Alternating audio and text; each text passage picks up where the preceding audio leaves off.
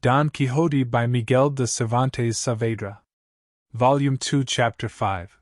Of the shrewd and droll conversation that passed between Sancho Panza and his wife Teresa Panza, and other matters worthy of being duly recorded. Full-size the translator of this history, when he comes to write this 5th chapter, says that he considers it apocryphal, because in it Sancho Panza speaks in a style unlike that which might have been expected from his limited intelligence, and says things so subtle that he does not think it possible he could have conceived them. However, desirous of doing what his task imposed upon him, he was unwilling to leave it untranslated. And therefore he went on to say, Sancho came home in such glee and spirits that his wife noticed his happiness a bowshot off, so much so that it made her ask him, "What have you got, Sancho friend, that you are so glad?"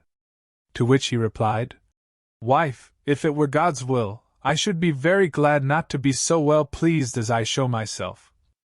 "I don't understand you, husband," said she, "and I don't know what you mean by saying you would be glad, if it were God's will, not to be well pleased, for, fool as I am, I don't know how one can find pleasure in not having it."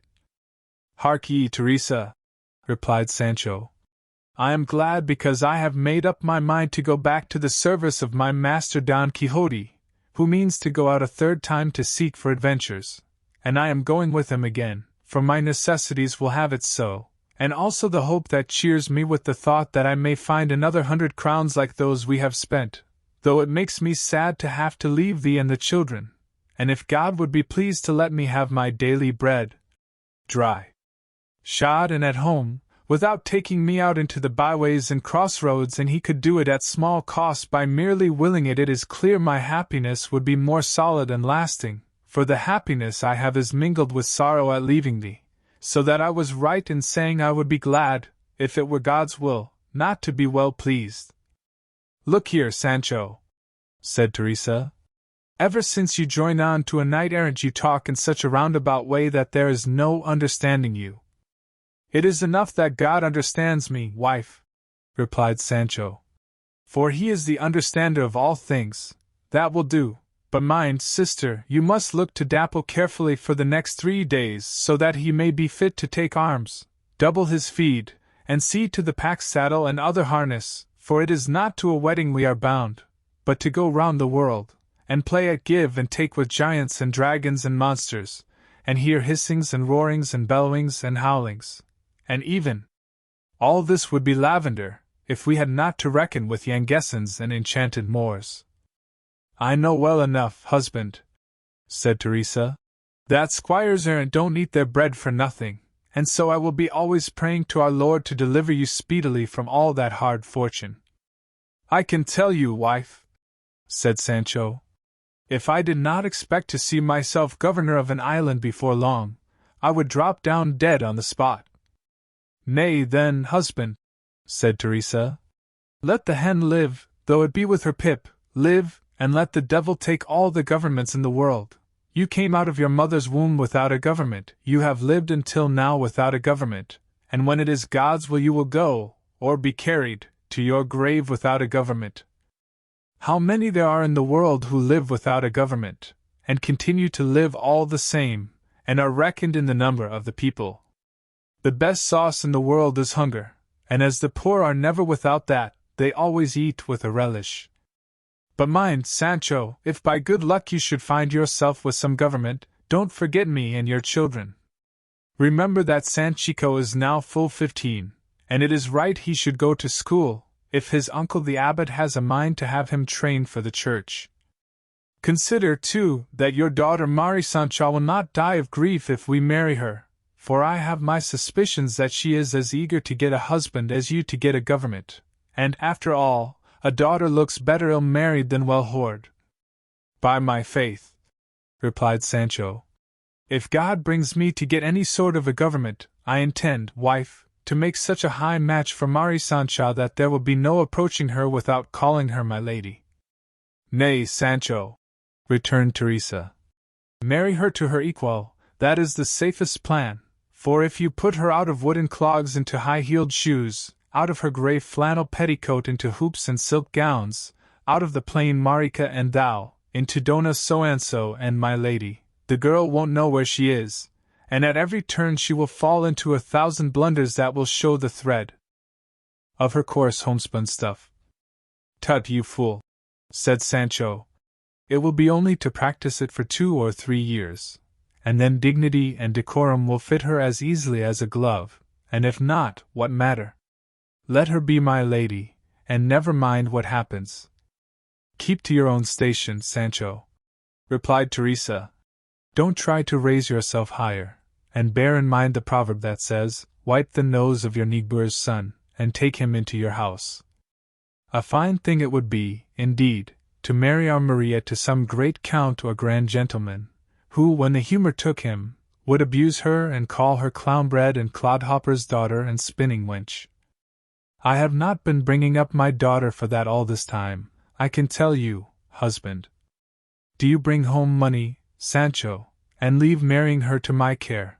There is Lope Tocho, Juan Tocho's son, a stout, sturdy young fellow that we know, and I can see he does not look sour at the girl, and with him, one of our own sort, she will be well married, and we shall have her always under our eyes, and be all one family, parents and children, grandchildren and sons-in-law, and the peace and blessing of God will dwell among us. So don't you go marrying her in those courts and grand palaces, where they won't know what to make of her, or she what to make of herself. Why, you idiot and wife for Barabbas, said Sancho, what do you mean by trying, without why or wherefore, to keep me from marrying my daughter to one who will give me grandchildren that will be called your lordship? Look ye, Teresa, I have always heard my elders say that he who does not know how to take advantage of luck when it comes to him, has no right to complain if it gives him the go-by, and now that it is knocking at our door, it will not do to shut it out. Let us go with the favoring breeze that blows upon us. It is this sort of talk, and what Sancho says lower down, that made the translator of the history say he considered this chapter apocryphal.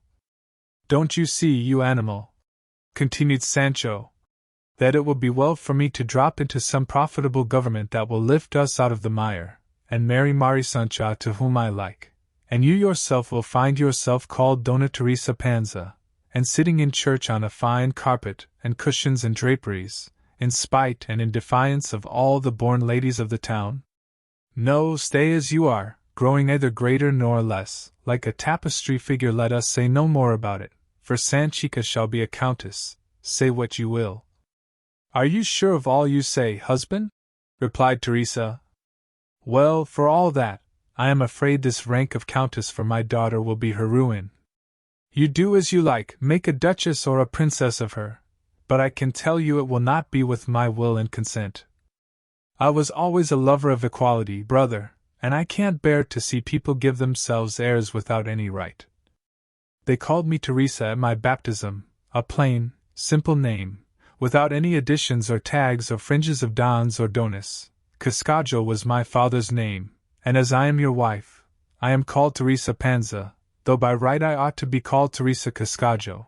But kings go where laws like, and I am content with this name without having the don put on top of it to make it so heavy that I cannot carry it. And I don't want to make people talk about me when they see me go dressed like a countess or governor's wife, for they will say at once, see what airs the slut gives herself. Only yesterday she was always spinning flax, and used to go to mass with the tail of her petticoat over her head instead of a mantle, and there she goes today in a hoop gown with her brooches and airs, as if we didn't know her. If God keeps me in my 7 senses, or 5, or whatever number I have, I am not going to bring myself to such a pass. Go you, brother, and be a government, or an island man, and swagger as much as you like, for by the soul of my mother, neither my daughter nor I are going to stir a step from our village. A respectable woman should have a broken leg and keep at home, and to be busy at something is a virtuous damsel's holiday. Be off to your adventures along with your Don Quixote, and leave us to our misadventures, for God will mend them for us according as we deserve it. I don't know, I'm sure, who fixed the Don to him, what neither his father nor grandfather ever had. I declare thou hast a devil of some sort in thy body, said Sancho. God help thee, what a lot of things thou hast strung together, one after the other, without head or tail. What have Cascajo, and the brooches and the proverbs and the airs, to do with what I say?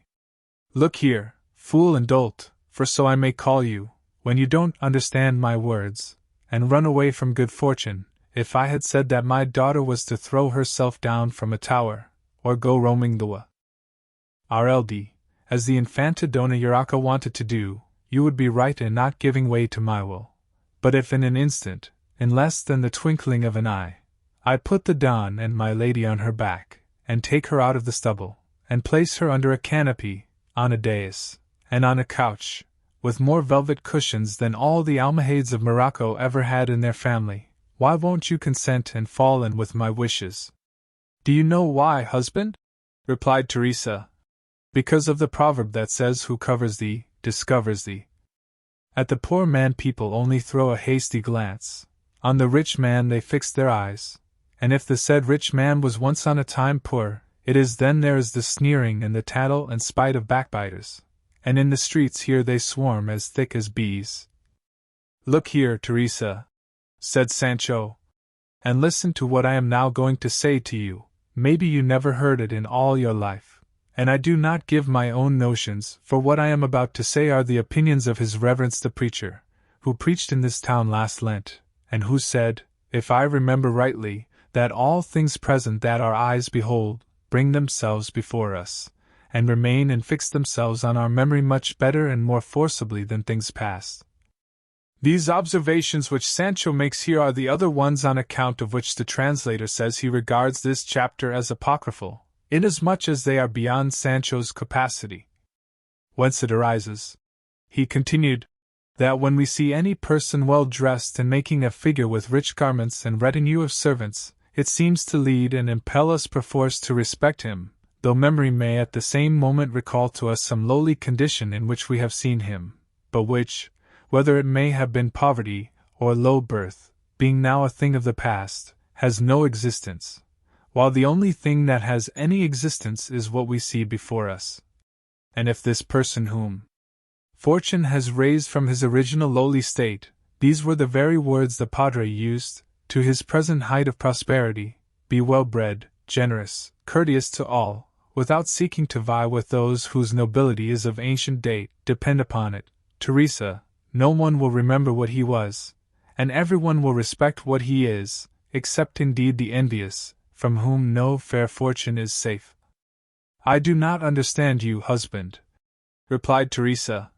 Do as you like, and don't break my head with any more speechifying and rhetoric, and if you have resolved to do what you say, resolved, you should say, woman, said Sancho, not revolved.